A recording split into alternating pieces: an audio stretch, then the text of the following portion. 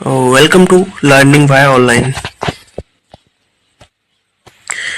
তো দেখো, আমরা যে কালকে পার্ট ওয়ানটা পড়েছিলাম, ইউনিট ওয়ানটা দ্য ক্যাটের, সেই ইউনিট ওয়ান থেকে যে কতগুলো টেক্সচুয়াল কোশ্চেন আছে, এক্সারসাইজ আছে, কম্প্রিহেনশন, সেগুলো আমরা আজকের এই ভিডিওতে সলভ করবো, রাইট?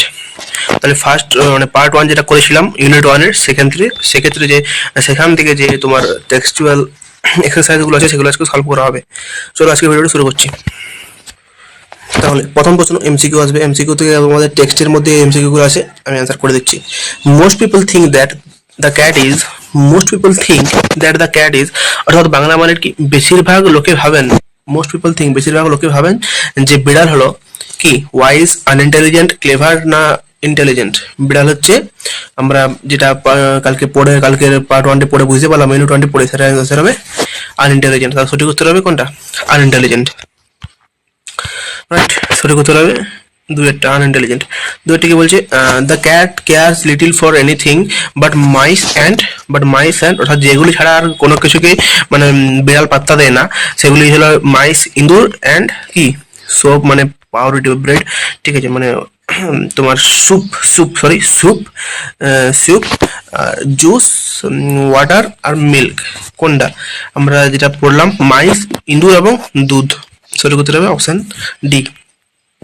বিড়াল ইঁদুর এবং দুধ ছাড়া আর কোনো কিছুকে পাত্তা দেয় না, এটা কি হচ্ছে এই বলেছে, ঠিক আছে, পার্ট ওয়ানে, ইউনিট ওয়ানটাতে মানুষ বলেছে। Most people think one can see the cat as a really is in the, কি বলছে, মানেটা কি, যে কেউ বিড়ালের প্রকৃত রূপ দেখতে হবে। ঠিক আছে, one can see the cat is really, real আসল রূপটা, প্রকৃত রূপটা দেখতে হবে, দেখতে পারে কখন?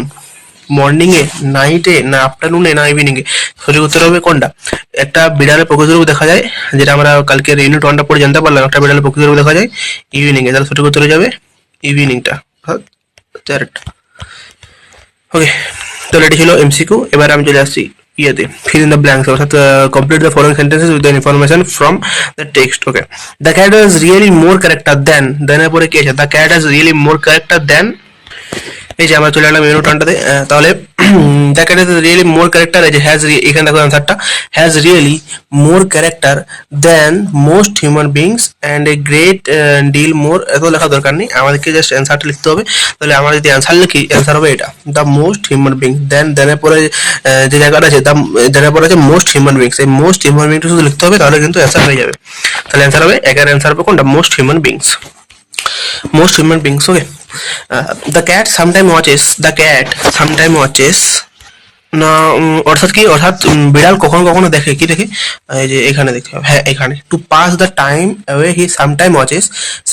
তাহলে আমাদের ছিল দ্য ক্যাট সামটাইম ওয়াচেস, আমাদের অ্যান্সার লিখতে হবে এখান থেকে, এ থেকে। A mouse hole for an hour or two, just to keep himself from dying of boredom, তাহলে এ মাউস থেকে এ বোরডম তক অ্যান্সার হবে। দুইয়ের অ্যান্সার কোনটা? এ মাউস হোল, এন্ড এখান থেকে শুরু করে himself from dying of boredom, এখান থেকে হচ্ছে দুইয়ের অ্যান্সারটা, রাইট? সেটি কি বলছে? All day long the cat allows himself to be, অর্থাৎ সারাদিন ধরে বিড়ালটি মানে কি করে? All day long the cat allows himself to be, অর্থাৎ এর উত্তর পেয়ে যাবো আমরা এখানে, এই এই যে এটা, all things and allows himself to be pestered by the attentions of the people in the house. তাহলে দাঁড়াও, এখানে মুছে একটু। তাহলে সঠিক উত্তর কোনটা হবে? সঠিক উত্তর হবে এটা, যে টু বির পরে আছে না, তাহলে pestered by the attentions of the people in the house, তাহলে পেস্টার্ড আমাদের ছিল টু হিমসেলফ টু বি, তাহলে পেস্টার্ড থেকে লিখতে হবে ইন দ্য হাউস পর্যন্ত, রাইট? এটা হয়ে যাবে তিনের উত্তর। তাহলে এই ফিল ইন দ্য ব্ল্যাঙ্কস এর, অর্থাৎ এই জায়গাতে তিনটে উত্তর আমি দেখিয়ে দিলাম পেসেজ থেকে, ইউনিট ওয়ান থেকে, তোমরা ওখান থেকে লিখে নেবে, ঠিক আছে? এবং এই উত্তরগুলির, এই প্রশ্নগুলি, এই পিডিএফটা, এর অ্যান্সার কি, সব ইউনিটের কোশ্চেনের অ্যান্সার কি, তোমরা ফুল পিডিএফটা পেয়ে যাবে। এবং ফুল পিডিএফটা পাবে একদম এই দ্য ক্যাট প্রোজটির যখন লাস্ট পার্ট হবে, অর্থাৎ যখন দ্য ক্যাটটি শেষ হবে, তখন কিন্তু ফুল পিডিএফটা আমি দিয়ে দেবো সেই ভিডিও ডিসক্রিপশনে। ওকে, এবার চলে আসছি আমরা কিসে? এবার চলে আসছি আমরা ট্রু অ্যান্ড ফলস সাপোর্টিং, এই যে true and false provides sentences phrase support of your answer, supporting statement এবং ট্রু ফলস। প্রথম কি বলছে? প্রথম বলছে the cat is not fond of ease, অর্থাৎ the cat is not fond of ease, অর্থাৎ মানে কি, বিড়াল আরাম পছন্দ করে না, এটা কি সত্য? বিড়াল আরাম পছন্দ করে না? এটা আমরা ইউনিট ওয়ানটা পড়ে যেটা জানতে পারলাম সেটা এখানে হয়ে যাবে ফলস, মিথ্যা, কারণ বিড়াল আরাম পছন্দ করে। সাপোর্টিং স্টেটমেন্ট হবে, এই জায়গাটা এই যে এখান থেকে মোস্ট থেকে মাইস আর মিল তক্ক, তাহলে বুঝতে পারবে most people think that the cat is unintelligent animal fond of ease and caring little for anything but mice and milk. তাহলে এই অ্যান্সারটি লিখলে কিন্তু আমাদের ফলসের যে কারণটা সেই কারণটা আমরা পেয়ে যাবো। ঠিক আছে, তাহলে ফলস কেন? কারণ বিড়াল আরাম পছন্দ করে, এটা হচ্ছে তার এটা সাপোর্টিং স্টেটমেন্ট। ওকে, তাহলে এখান থেকে এখানে লিখতে হবে এবং প্রথমটার এই হবে ফলস, রাইট। দেখা যাক সেকেন্ডে কি বলছে বিয়েরটা। The cat has no athletic skills, অর্থাৎ বিড়ালের কোনো মানে দক্ষতা বা ব্যায়াম কৌশলে দক্ষতা নেই। অ্যাথলেটিক মানে যেটা দিলাম ব্যায়াম কৌশলে কোনো দক্ষতা নেই, এটাও কি সত্য হবে? আমরা যে ইউনিট ওয়ানটা পড়লাম, ইউনিট ওয়ানে পেয়েছিলাম যে আছে, এটা মিথ্যা হবে। আমরা ইউনিট ওয়ানে পেয়েছিলাম আছে, তাহলে এটা কিন্তু আমাদের ফলস হবে, রাইট। তাহলে সঠিক উত্তর কোনটা হবে? এই সঠিক উত্তর হবে এই যে আমরা দেখতে পাচ্ছি এখানে একটা মিস্টেক আছে, ACRO, আর এর পরে একটা ও হবে, ও করে দেবে একটা অ্যাক্রোব্যাট। ওকে, মানে ব্যায়াম কৌশল। অ্যাক্রোব্যাট মানে হচ্ছে ব্যায়াম কৌশল, ঠিক আছে। তাহলে he or she is an athlete and acrobat and a grim fighter, তাহলে এইখান থেকে এই হি আর সি থেকে এই গ্রিম ফাইটার তখন লিখলে কিন্তু আমাদের ওটা সাপোর্টিং স্টেটমেন্ট হয়ে যাবে।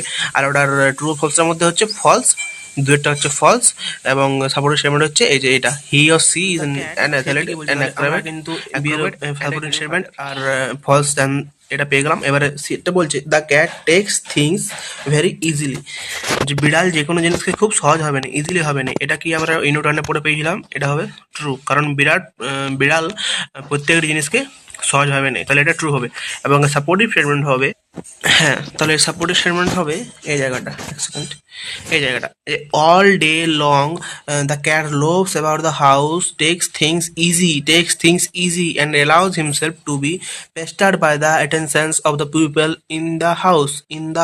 তাহলে এই অল থেকে হাউস তক হয়ে যাবে supporting statement. All day long the cat loves about the house, takes things easy and allows himself to be pestered by the attentions of the people in the house, right. তাহলে কিন্তু আমরা এটারও supporting statement আর এগুলো সব supporting statement পেয়ে গেলাম। তাহলে এইগুলো ছিল ইউনিট ওয়ানের যে কম্প্রিহেনশন এক্সারসাইজ, সেগুলো আমি সলভ করে দিলাম এই পার্ট ওয়ানের।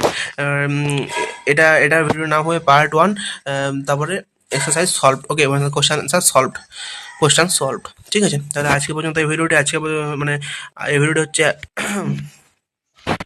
তো এই পর্যন্ত আজকের ভিডিও। এবারে দেখা হচ্ছে পরের ভিডিওতে এবং পরের পার্ট 2-তে, যেখানে আমরা ক্যাটের ইউনিট 2 অর্থাৎ দ্য ক্যাটের ইউনিট 2টা আলোচনা করবো। ততক্ষণের জন্য ভালো থাকো, সুস্থ থাকো এবং চ্যানেলটিকে সাবস্ক্রাইব করে পাশে থাকো, ঠিক আছে। আজকের মতো এখানে রাখছি এবং কারো অসুবিধা থাকলে কমেন্টে জানাও, ঠিক আছে। ওকে।